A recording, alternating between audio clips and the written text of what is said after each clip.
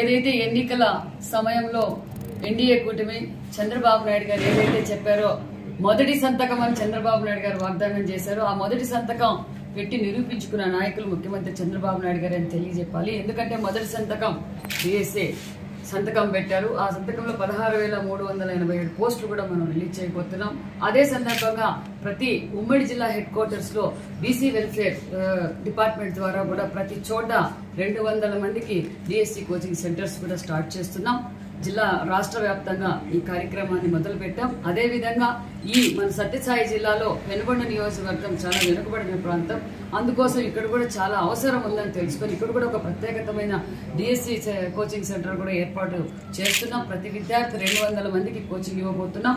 ఆ 200 మందికి కూడా స్టే ఫండ్ ప్రతి ఒక్కరికి 1,500, స్టేషనరీకి 1,000 రూపాయలు కూడా మేము అది కూడా అటెండెన్స్ బట్టి కూడా చేయబోతున్నాం అనే విషయాన్ని కూడా తెలియజేస్తున్నాం. పెనుగొండలో దగ్గరలోనే ఒక 1 వీక్ లో అకామిడేషన్ అరేంజ్ చేసి ఖచ్చితంగా డిఎస్సి కోచింగ్ సెంటర్ కూడా స్టార్ట్ చేపిస్తున్నాం. ఎందుకంటే చంద్రబాబు నాయుడు గారు ఏదైతే మాట చెప్పారో మాట నిలబెట్టుకున్న ముఖ్యమంత్రి చంద్రబాబు నాయుడు గారు అని చెప్పాలి.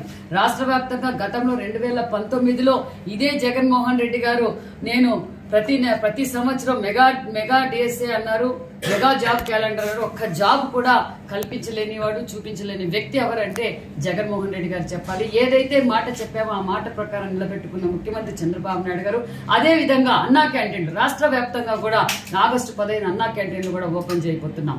గతంలో 2014 నుంచి 19 వరకు కూడా అన్నా క్యాంటీన్ల వల్ల పేదవారు ఏదైతే హెడ్ క్వార్టర్స్ కి వచ్చి వాళ్ళ పనుల కోసం ఆకలితో పోకూడదు, వాళ్ళకి సంపూర్ణమైన నాణ్యతమైన భోజనం అందాలనే ఉద్దేశంతోనే ఆ రోజు ముఖ్యమంత్రి చంద్రబాబు నాయుడు గారు 5 రూపాయలకి అన్నా క్యాంటీన్ ఓపెన్ చేశారు. మరి ఈ గత 5 సంవత్సరాల్లో పేదవాడి ఆకలిని కూడా అంటే జీర్ణించుకోలేదు, పేదవాడు పుట్టి గుప్పటి అన్నం కూడా తినవడం ఇష్టం లేని ముఖ్యమంత్రి ఎవరంటే జగన్మోహన్ రెడ్డి గారు చెప్పాలి. ఏదైతే ఎన్నికల సమయంలో రాష్ట్ర వ్యాప్తంగా మేము అన్నా క్యాంటీన్లు ఓపెన్ చేస్తున్నాం ఆ మాట నిలబెట్టుకున్న ముఖ్యమంత్రి కూడా చంద్రబాబు నాయుడు గారు అని మరొకసారి మీకు తెలియజేయాలి. అదే విధంగా ప్రతి ఒక్కరికి ఉచిత ఇసుక అందజేస్తామని చెప్పాం. ఉచిత ఇసుక కూడా అందజేస్తున్నాం.